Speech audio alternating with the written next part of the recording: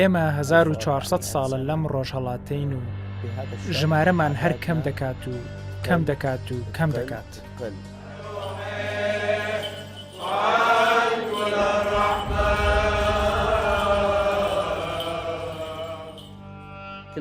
هەمومان لە یەک شەقام و لە یەک ناوچەدا سەر بە ئاینی هەمە جۆر بووین.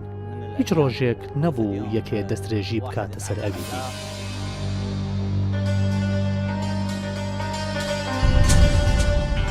هیچ کات بیرمان لە جێهێشتنی مووسڵ نەکردبووەوە.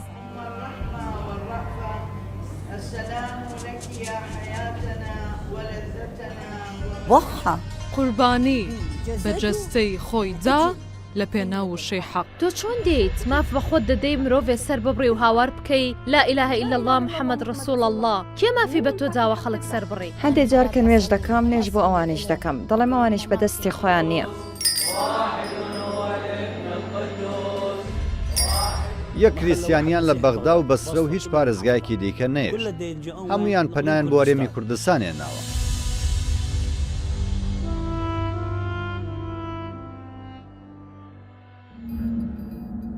ئاینی کریسیان لەسەر دەستی مارتۆمای پەیامبەر لە سەدەی یەکەمی زاینیدا ڕوو دەکاتە میزۆپۆتامیا و بڵاو دەبێتەوە.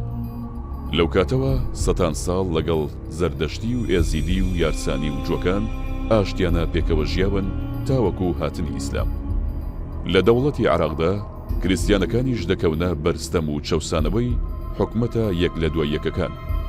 لە چوارچێوەی سیاسەتی بە عەرەبکردندا لە هەفتاکانی سەدەی ڕابردوو هەموو کریسیانەکان بە عەرەب هەژمار کران. لەگەڵ ئەوەشدا سەردەمی پێش 2003 ژێر دەسەڵاتی دیکتاتۆری بۆ کریسیانەکانی عێراق سەردەمی ئارامی بوو، چونکە ژیانیان تێدا پارێزراو بوو. لە بەغدا ژیان زۆر ئاسایی بوو. هیچ کاتێک هەسمان بە جیاکاری ئاینی لە نێوان کریسیان و مسلمانان و سونی و شیعی، ئێزیدی و سابیئی نەکردووە. ئێمە ماوەیەکی درێژ بوو لە مووسڵ دەژیاین. هەرگیز هیچ جۆرە چەوسانەوە و کێشەیەک نەبوو. هەموو خەڵک ئێمەیان خۆش دەویست و ئێمەش ئەوانمان خۆش دەویست. جگە لە ماڵ لە کەنیسا هیچی دیکەمان نەبوو، چونکە کەنیسا ئامانجی سەرەکی شەهید قەشە پۆلس ئەسکەندەر بوو. لە بەختەوەری و ئارامیدا دەژیاین، لە فەرمانگا، لە بازار.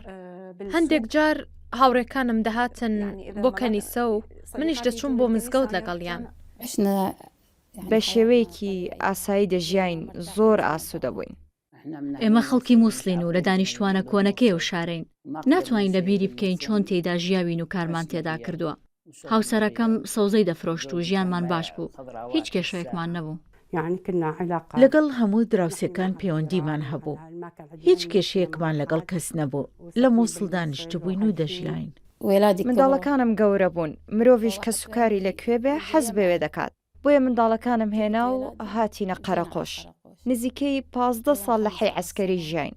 گەڕێکێکی باش بوو. دراوسەکانمان موسڵمان و کریسیان بوون. هەرگیز هیچ کێشەیەکمان نەدیت. دەمانەوێت لە شوێنێک بژین یاسا تێیدا سەروەر بێت بۆ ئەوەی ئەو یاسایە بمان پارێزێ. تەمەنی کریسیانێتی لە میزۆپۆتامیا نزیکەی 2000 ساڵە. تەمەنی دەوڵەتی عێراق 100 ساڵی تەواو نەکردووە. لەژێر حکمی دیکتاتۆریدا ئەو هاونیشتیمانیە کریسیانەی دژایەتی ڕژێمی نەدەکرد تا ڕادەیەک لە دڵنیاییدا دەژیا و نەدەکرای ئامانج. پاش ڕوخانی ڕژێم لە ساڵی 2003 دەرگای تایفەگەری و مەزهەبگەری و تیرۆر کرایەوە. کریسیانەکان وەک پێکهاتەیەکی ئاشتی خواز و بێبەرگری کەوتنە بەر هەموو جۆرەکانی توند و تیژی و تۆقاندن. لە ئەنجامی ئەو دۆخەدا زیاتر لە 1,500,000 کریسیان زێدی خۆیان بەجێهێشت. ئێمە پێش ئەوەی داعشیش بێت 4 جار لە مووسڵ ڕاونراوین. تەنیا داعش نەبوو کە دەستی بەسەر ماڵەکانماندا گرت و پیتی نونی لەسەر نووسی. ئەو بیرۆکەیە لە مووسڵ لە دوای 2003ەوە هەر هەبووە کە دەڵێ ئەم مرۆڤە مڵک و ماڵی حەڵاڵە و بیبن بۆ خۆتان. ئەمە تەنانەت پێش 2003 هەبوو، بەڵام ئەو کات شتێ لە یاسا مابوو کە ئەم بیرۆکەی بەرتەس کرده بوو. ڕژێم ڕووخا و قاعیدە هات، تیرۆر و کوشتار دەستی پێکرد و لە هەر جەیەک لە هەر جێگەیەک خێزانێکی کریسیان هەبوایە دەچوونە سەریان تاڵانیان دەکردن و دەیان کوشتن. دەیان گوت کافر باشە بۆ کافرین ئێمەش خوددا دەپەرستین. لە مووسڵ لە بەغدا و لە بەسرە و لە سەرانسەر عێراق دەستی پێکرد. لە ئەنجامیەوەش کریسیانەکان لە هەموو ناوچەکانەوە دەستیان کرد بە کۆچکردن. لە دەشتی نەینەوا و لە بەغدا و بەسرە و کەرکووک ئەوەی دەکوژرا دەکوژرا و ئەوەی تاڵان دەکرا تاڵان دەکرا. بەردەوامن هەڕەشەمان بۆ دەهات بۆ کەنیسە ئێمە گوتمان لەوانەیە هەر هەڕەشە بێت و هیچ شتێک ڕوونەدات. 2003 و 2004 و 2005 و 2006 نزیکەی هەر ساڵ و نیوێک هێرشێک کراوەتە سەر ئێمە کە شەڕی تایەفەگەری دەستی پێکرد. ژنی کریسیان ئەگەر حیجابی نەکردبا بەو جۆرەی کە لە لای ئەوان قبوڵە وەکو کافر یان وەک کەسێک کە بێڕێزی کردووە سێریان دەکرد. ئیدی دەتبینی پۆلیسە و پێت دەڵێ دابەزا یان سەرت داپۆشە. وێران بووین بە هەڕەشە و ترس و دڵەڕاوکێ و کوشتن و ڕاگواستن. من شۆفێری هێڵێکی باخچەی سەوایان بوو. هەموو ڕۆژێ ژیان لە مەترسیدا بوو. هەر ڕۆژێک کە دەگەڕامەوە ماڵەوە دەمکە سوپاس بۆ خوا ئەم ڕۆژ بە سەلامەتی گەڕامەوە.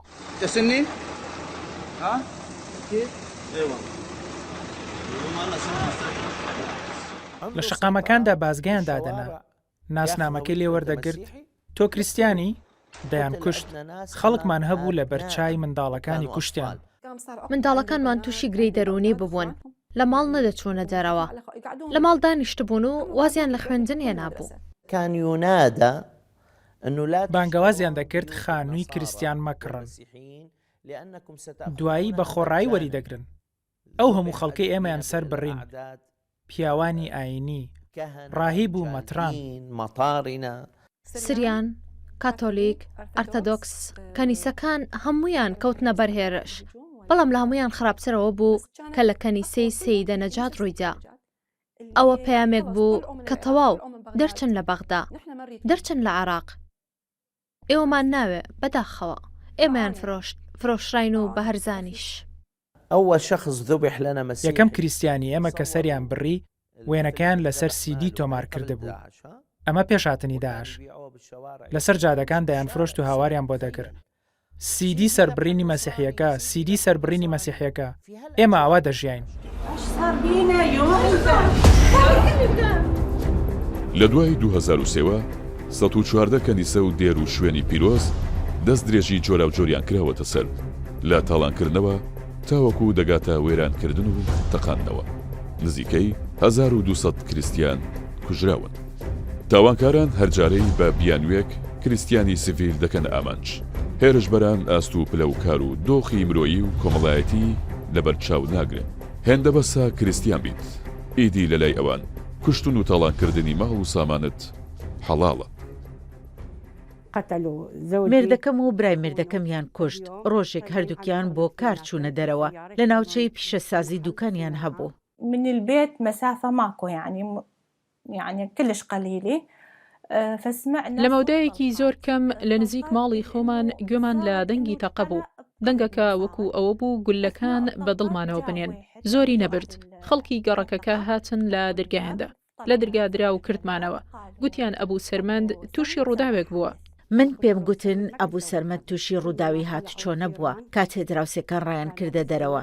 ئەبوو سەرمەد و براکەیان بینی بوون کە بە ئۆتۆمبیلەیاندا بوون. من ویستم بچم تەرمەکان ببینم بەڵام دراوسەکان نەیان هێشت. کوڕەکەم لە ماڵ بوو ئەو چوو. ئەبوو سەرمەد دەست بەجێ گیانی دەرچوو بوو. ومن استقبلت الخبر إنه أبو ولادي کاتێ هەواڵەکەم پێگەیشت کە باوکی مناڵەکانم مردووە و براکەشی لەگەڵ بووە براکەی لەو کاتەدا هێشتا هەناسەی تێدا مابوو گەیاندیانە نەخۆشخانە.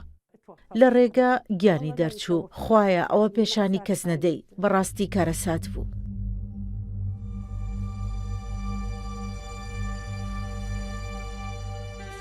بەیانیەکەی نانی خوارد و دەرچوو بۆ سەرکارەکەی. گوتم بۆ نانی نیۆڕۆ دەیتەوە؟ گوتی ئا دێمەوە. نیوەڕۆ هەر چاوەڕێمان کرد و نەهاتەوە. بوو بە عەسر و نەهاتەوە. پاشان براکەی لە دەوام هاتەوە گوتم حکمەت هێشتا نەهاتوەتەوە. تەلەفۆنی بۆ کرد و وەڵام نەبوو. تا ئێوارە چاوەڕێمان کرد و پاشان چوین نەخۆشخانەکان و بنکەکانی پۆلیس گەڕاین. لە کۆتاییدا لە پزیشکی دادوەری دۆزیمانەوە کوشت بوویان. سیدیەکیان بۆ ناردین هەڕەشەی تێدا بوو. سیدیەکە ڤیددیۆی سەربڕینی دوو کریسیانی تێدا بوو کە سەریان دەبڕن و سەرەکانیان دەخەنە نێو تەشتێکەوە. پێشەوە پرسیاریان لێ دەکەن دەڵێن ئێوە هەیسەم دەناسن لەکوێیش دەکات. اینجا دەڵێ براکانی لەکوێیش دەکەن. پاش ماوەیەک هەردوو براکەمیان تیرۆر کرد. هانی و خالید بە دوو ئۆتۆمبیل دوایان کەوتبوون و گەڕەکەکەیان هەمووی دەوردا بوو. پاشان هەر لەسەر شەقامەکە هەردووکیان کوشت بوو. دوایی نەیان هێژمن لەگەڵ تەرمەکانیان بڕۆم بۆ گۆڕستان، گوتیان چونکە ئامانجەکە تۆی.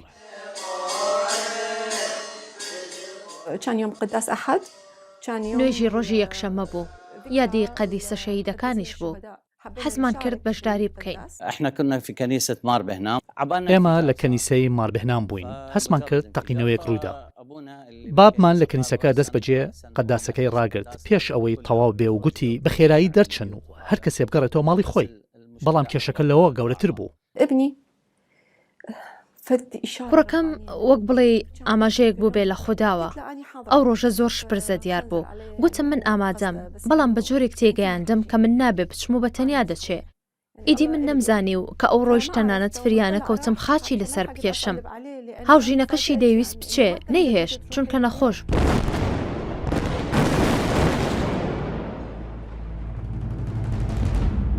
ڕۆژی سیویەکی دەی 2010 کەنیسەی سەیدە نەجات لە بەغدا دەبێتە گۆڕەپانی کۆمەڵکوژیەکی گەورە. چەکدارانی سەر بە دەوڵەتی ئیسلامی عێراق پەلاماری کەنیسەکە دەدەن و نوێش خوێنان دەست بەسەر دەکەن. کاتێک هێزە ئەمنیەکان هەوڵی ڕزگارکردنی بارمتەکان دەدەن، هێرشبەرەکان خۆیان دەتەقێنەوە و 53 کەس گیان لەدەست دەدەن و نزیکەی 80 کەسی دیکەش بریندار دەبن. دوای ئەم ڕووداوە کۆچی کریسیانەکان لە کۆچی تاکوتەراوە دەبێتە کۆچی بە کۆمەڵ. تەقینەوەکە دوای ئەوە بوو کە هاتنە ناو کەنیسەکە و دەرگاکانیان داخست، ئیدی بوو بە قەسەبخانە. سرم سوورما کاتێک ژنی براکەم لە هۆڵنداوە تەلەفۆنی کرد و گوتی کوڕەکەت لەکوێیە؟ من لەو کاتە تێنەگەیشتم، گوتم چی بووە؟ گوتی ڕاکات چەکداری قاعدەی ڕشیان کردوتە سەر کەنیسەکە. نزیکەی 50 کەس شەهید بوون و زۆر کەسیش کەوتنە حاڵەتێکی دەرونی خراپەوە. من ئیدی لەو ڕۆژەوە شۆک بووم.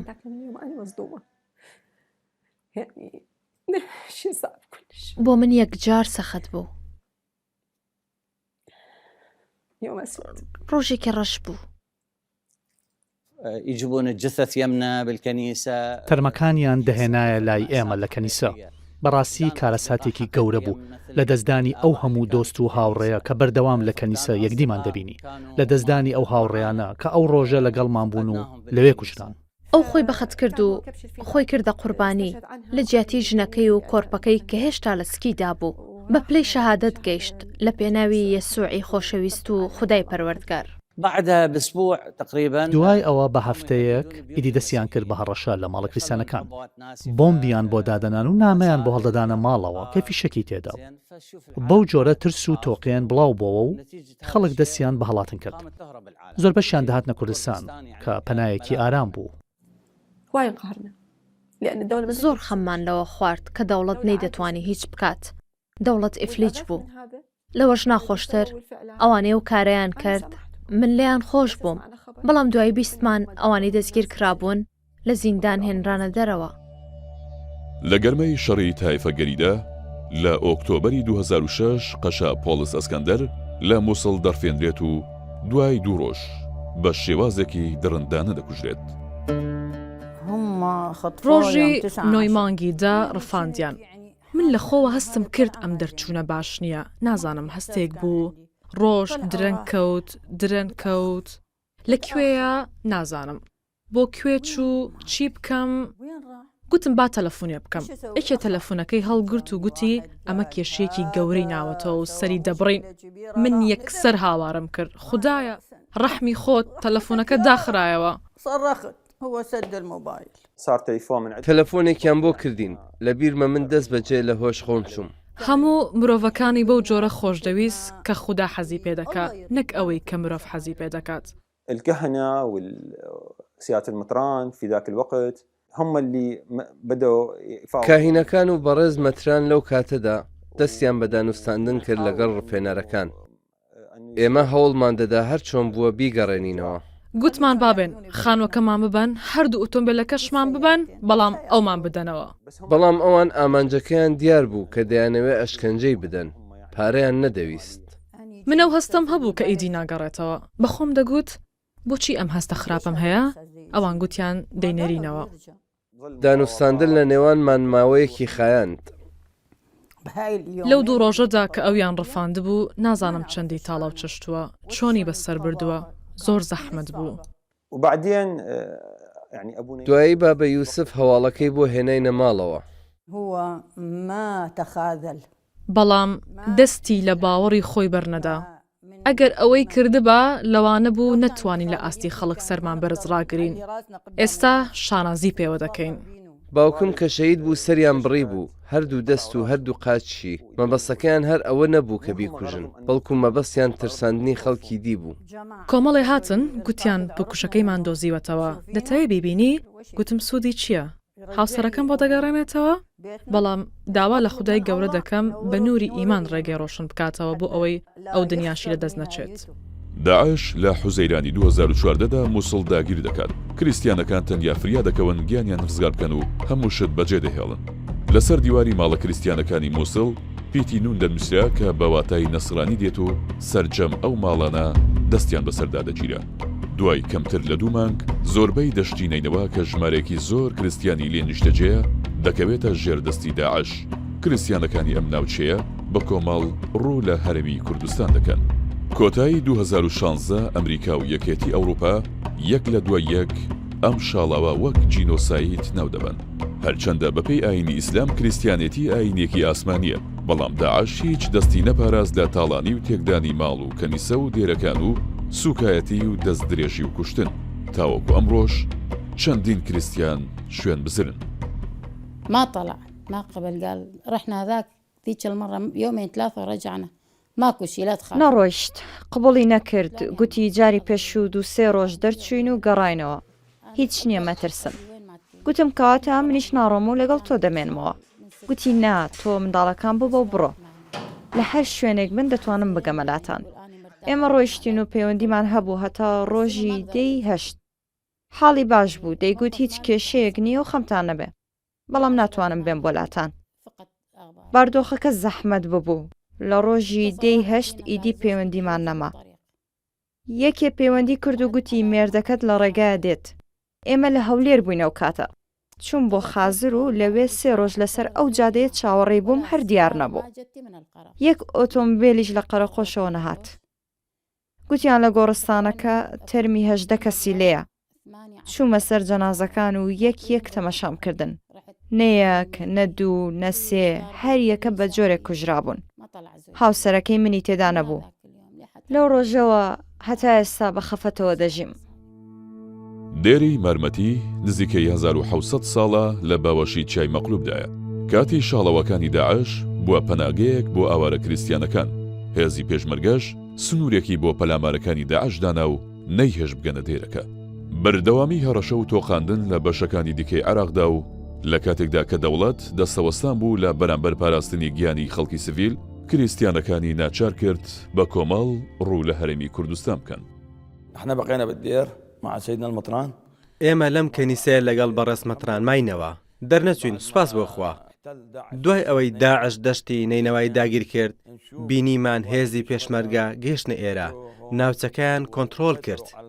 ئێمە نزیکەی مانگونیوێک تاوەکو 2 مانگ لەم کەنیسە ماینەوە هەتا ئەو کاتەی پێشمەرگە گەیشتە سنووری باشیک. زۆر سوپاسی حکوومەتی هەرێمی کوردستان دەکەین کە دەرگیان بۆ کردینەوە. هەرکە خاچەکەیان دەبینین خێرا دەیانگوت فەرموو العالم لە منجەتی لە ئەقلیم کوردستان. بۆ ئەو خەڵکەی کە دەهاتن کوردستان وەکو وێزگەیەک سێر دەکرا کە پاشان لەوێ بچنە دەرەوەی عێراق، بەڵام کاتێک بارودۆخی کوردستانیان بینی کە چەندە ئارامە لەوێمانەوە. کەنیسە ناوی ئاوارەکانی تۆمار دەکرد و ئێمەش ناومان نووسی. هاتین بۆ کەنیسەی ئینجیلی و پێشوازیان لێکردین. نیشتەجێ کراین و ماوەیەک لەوێ ماینەوە. پاشان خانوویان بۆ گرتین.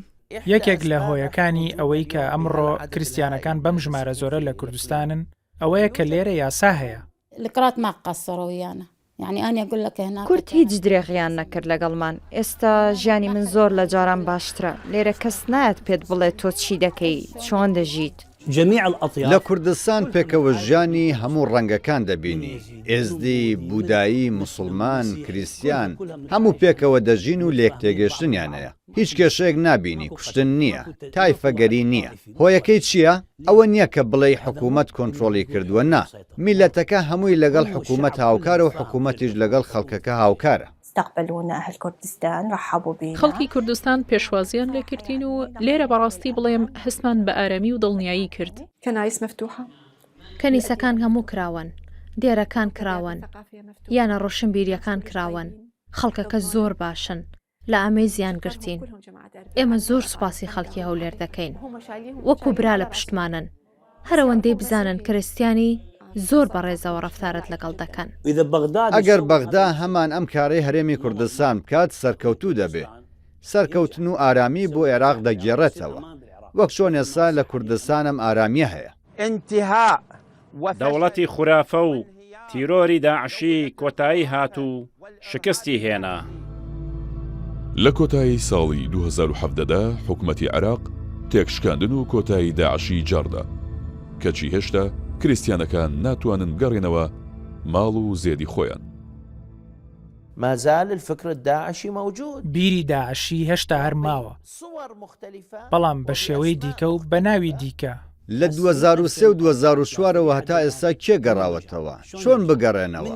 ئەوەی بگەڕێتەوە و شتێ ماڵ و سامان پێکەوە بنێ یان دەیکوژن یان دێڕفێن و سامانەکەی دەبن، هیچ مەجای تێدا نییە.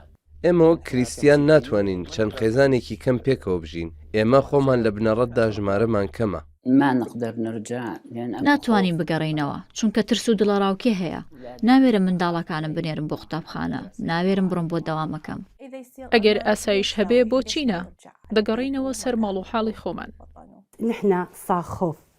ئێمە ترسێک چۆتە دڵمانەوە، بۆیە تازە زەحمەتە. نەخێر، ناگەڕێمەوە. چەوسانەوەی شتا وەک جارانە، تەقینەوە دیسان دەستی پێکردوتەوە، کوشتن و بڕین بەردەوامە، بێڕێزی بە مرۆڤ، هیچ بۆیان گرنگ نییە. سەربڕین، کوشتن، ڕفاندن، بەندکردن، تۆ کە بەندکرای ئیدی تەواو لەبیر دەچیتەوە. داعش لە 2017 کۆتایی هات. ئێمە ئێستا لە 2021 و تاوەکو ئەمڕۆ ئەم دەوڵەتە یەک کەنیسەشی نۆژە نەکردوێتەوە. لەوێ هیچ کەنیسەیەکمان نەماوە. کەنیسەی مارەفرام لە سەردەمی داعش کرا بۆ مزگەوت، هەتا ئەمڕۆ ژوێرانەیە. کاتیدرایی مار ئەفرام گەورەترین کەنیسەی مووسڵە. داعش کردبوویانە مزگەوت و دواتر ڕووخاندیان. کریسیانەکان و موسڵمانەکان بران، بەڵام ئەوان ئەوەیان ناوێ، ئەوان دایانەوێ ڕقمان لە یەکدی بێ، یەکدی بکوژین، ڕقیان لە ئاشتیە. دەیانەوێ کۆچ بکەین، دەیانەوێ عێراق لە کریسیان چۆڵ بکەن. زۆر لە کریسیانەکان نیگەرانن لەوەی ڕۆژێک بێت دەرگای دوایین ماڵی کریسیانی لە عێراقدا دابخرێت و ئەوانەیش وەکو جوو ببنە بەشێک لە ڕابردووی ئەم وڵاتە و چیدی زرنگەی دەنگی کەنیسەیەک لە ئاسمانی هیچ شارێکی عێراقدا بەرز نەبێتەوە.